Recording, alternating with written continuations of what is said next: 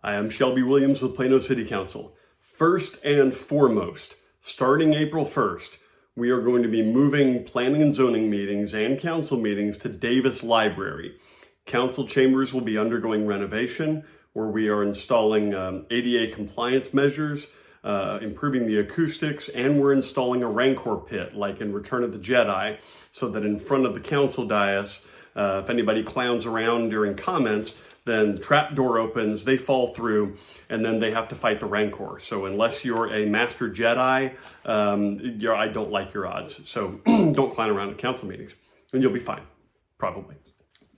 But seriously, this was the last council meeting that we've had in the council chambers before the renovation. So starting April 1st and with the April 8th meeting, the council meetings and P&Z meetings will be at Davis Library. Obviously in Plano. So also on April 8th, by the way, we have a total solar eclipse, total eclipse.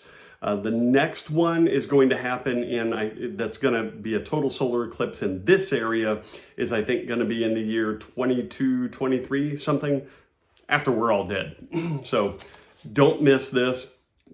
This is going to be a total solar eclipse, not a partial eclipse. And the way the eclipse works is there's an arc of visibility traveling across the United States, a fairly narrow band. There was a total eclipse in Europe a few years ago, I think. We didn't get it here because you got to be in the right part of the earth at the right time.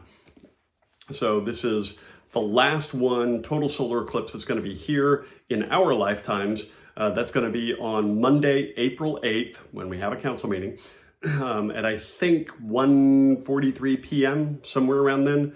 Don't take my word for the time, look it up, but it will be on Monday, April 8th. Moving on. So during comments of public interest, not during comments of public interest, during the preliminary open meeting, we had a review of the bulky waste pilot program. So this is a program where instead of the typical bulky waste pickup where you set your bulky waste out, this is stuff that's too big for the trash bins, once a month and it gets scooped up and cleared away. This was a pilot program with 4,774 homes where they could schedule pickup once a week for their bulky waste. The idea was that this would streamline operations. Didn't work out that way. So the program started in 2018. That was before my time on council, but ran into a little hiccup with COVID and the events of 2020. And so resumed once we returned to our regularly scheduled programming, and they decided that the program didn't work well enough, so they're sunsetting it on July 1st. The question was asked, why wait to sunset it? And that's to give the program participants enough time to notify them that they're returning to the way things used to be and the way things are for the rest of us, where we set it out at a predictable time once a month. So it is worth noting that the Texas Pure program diverts approximately 60,000 tons of yard debris from landfills every year. So, tree trimmings, bagged clippings, etc. 60,000 tons are diverted from landfills through that program. The big item of the night was the short-term rental registration program preview. So we didn't take a vote, we did give staff direction, but this is the report that was issued from the short-term rental task force and the accompanying ordinance proposals that were drafted by staff. Just a draft. We discussed this in preliminary open. No vote was taken tonight. So some highlights. This is for the registration. There are two components to the short-term rental issue. One is the zoning. That was not taken up tonight. That was previewed at the last meeting, but that was not taken up tonight. Then is the registration requirement. So we enacted an interim ban in May of last year, putting the kibosh on any new short-term rentals in Plano. And all this time, we convened the short-term rental task force. We've been evaluating whether, where, and how short-term rentals might be appropriate in the city, which includes the registration process. So for any short-term rentals that are going to be permitted, we're proposing a registration process to make sure they stay on the up and up. So a few highlights. The registration application requires designated contacts, including a requirement that somebody be able to be reached and respond within an hour of being contacted. It's preferred that the contact be local, but if they're in Dubai, then they still have to be able to respond and have authority to make decisions and take action on whatever problem may arise within an hour. Registrant has to complete training to become familiar with city ordinances and as well as issues related to human trafficking. So we have had issues with a short-term rental being used for sex trafficking. So that's an important highlight. Next, the registration is valid for any approved registration is valid for 1 year, and it has to be updated annually with a registration and renewal fee of $300. There was discussion about perhaps lowering that or maybe lowering the renewal fee for good actors who obey all the rules and don't have problem renters. There is a process for suspension or revocation of short-term rental registration for failure to comply with administrative procedures. Maybe a 3-month suspension for failure to comply, 6-month suspension for a nuisance incident, a 1-year suspension for 2 or more nuisance incidents, or what's defined as a serious incident. So a nuisance incident is something that deprives adjoining neighbors of the ability to enjoy their own home or property. A serious incident is like the sex trafficking, like the gunfire, etc. And so a distinction is made between those two. It could be revoked outright if the property is no longer allowed to be used as a short-term rental. So let's say an HOA establishes a covenant amendment that prohibits short-term rental usage in the neighborhood. Then that registration would get revoked. The HOA has the ability to restrict short-term rental activity in the neighborhood, and so the city would pull the registration. And then there are for criminal offenses. This is worth explaining. So I have received at least one email from a citizen who thought that for criminal offenses, this is where criminal activity has occurred on the premises. A Class C misdemeanor with a fine up to $500 was too light.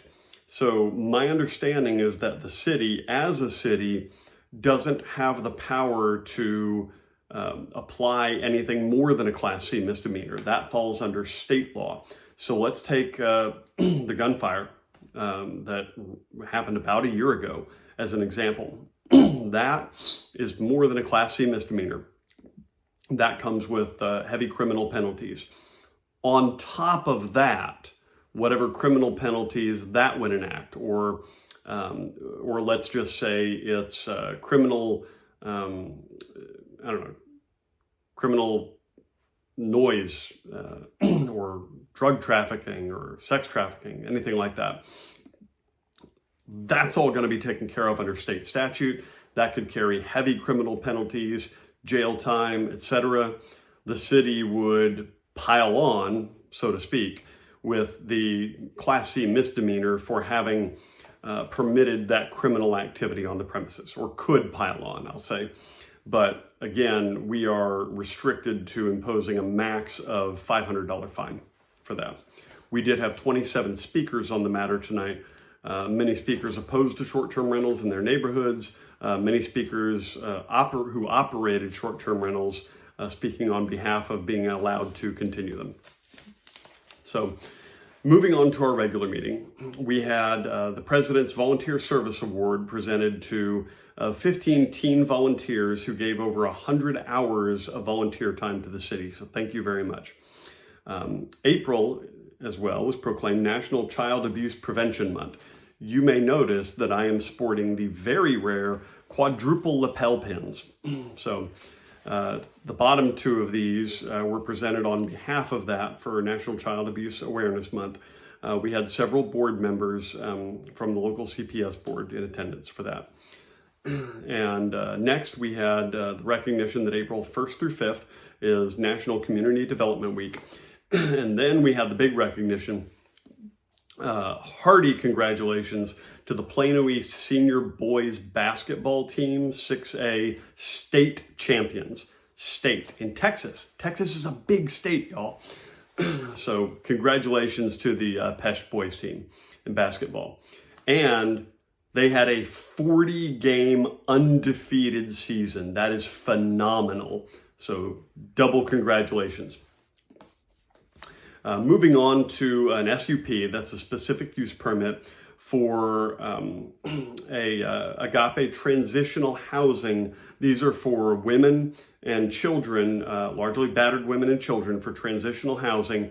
They would provide the transitional housing for a single woman up to 6 months and a woman with children. These are for female-led houses up to a year.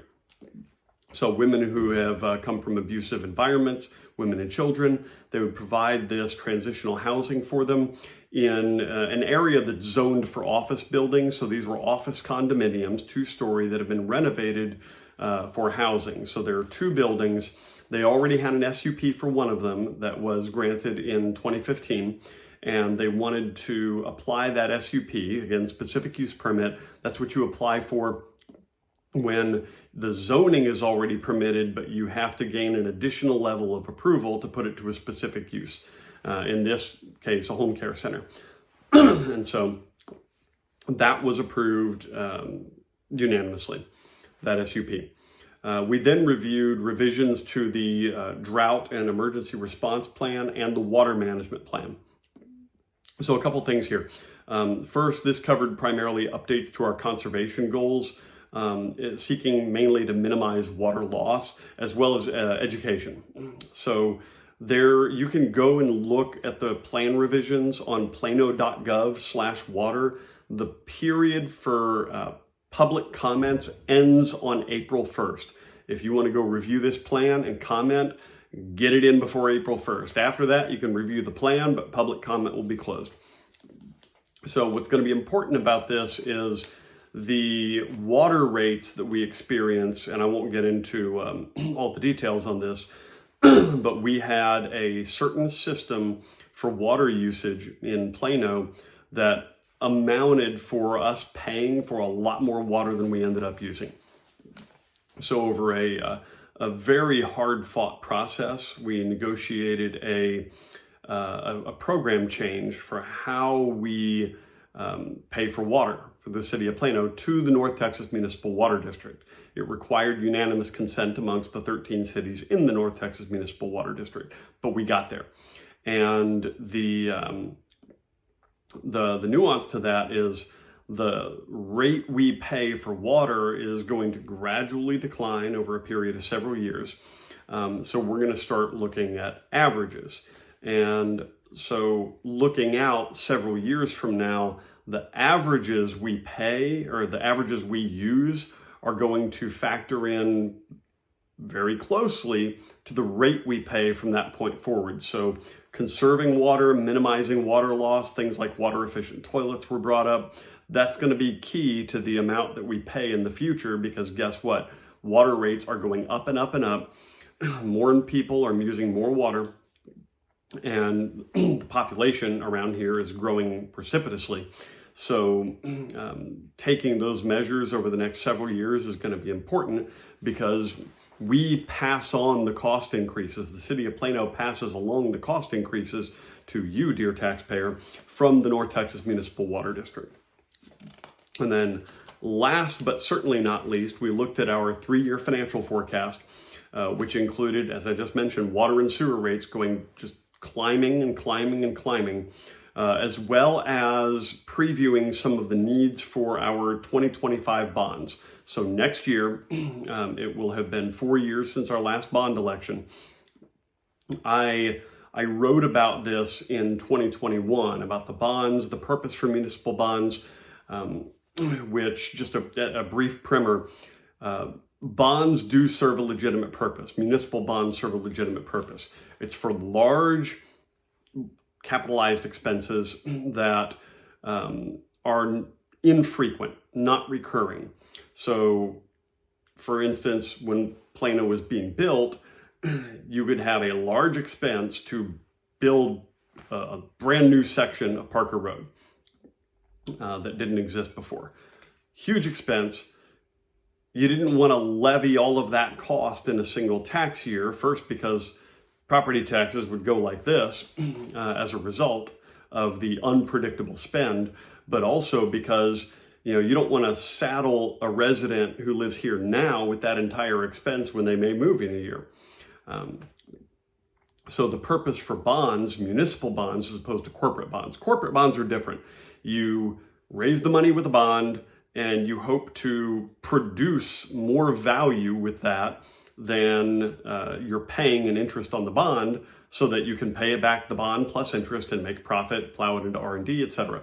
For a municipal bond, that's not what we're doing. So the idea is to capitalize big expenses, unique expenses over a long period of time.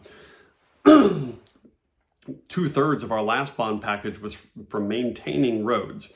That's not something that's unpredictable, but we were playing catch up because most roads are built with a lifespan of about 30 years, and it had been about 30 years since a lot of our roads have been built, so the warranty was up. And we were playing catch up with a lot of maintenance. But one of the things that I'm looking to do is, and we're making some progress on this, build a 30-year maintenance roadmap, because we know we have to maintain everything we have. We're a built-out city. We are a mature city.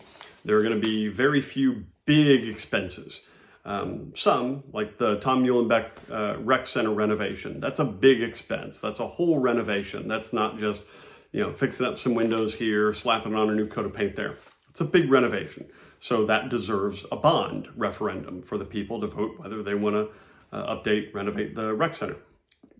The City Hall renovation as well, the council chamber renovations, that deserved to be in a bond referendum.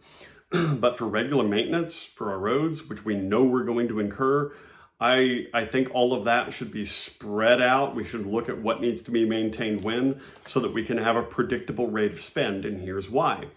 Because when we issue bonds, we're paying interest, and we're paying around $20 million a year of your money just in interest on the bonds.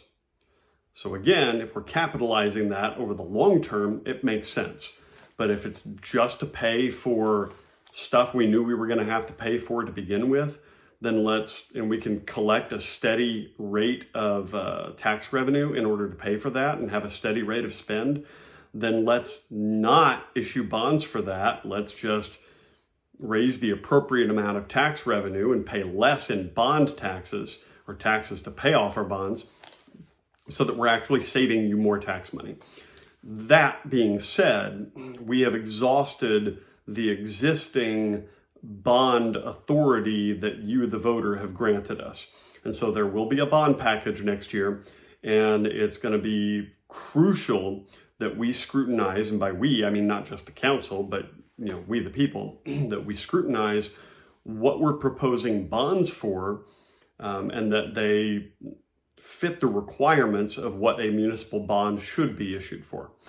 But keep an eye out for information on that, not just from the city, but from me. I'm going to update my old article on bonds. If you're keen to go look at it, it's titled on my blog. It's titled "Bond Municipal Bond." Yes, cute, I know, right? And there is a little ode to the late Sean Connery, the original 007. So go take a look at that, or just wait for my update on that, and then you will be fully informed on the bonds. But that bond election is going to be next May in the 2025 municipal elections. So with that, I'm Shelby Williams with Plano City Council. Thank you for tuning in, and I will see you next time after I give you the recap after our first council meeting at Davis Library. Thank you very much. Bye.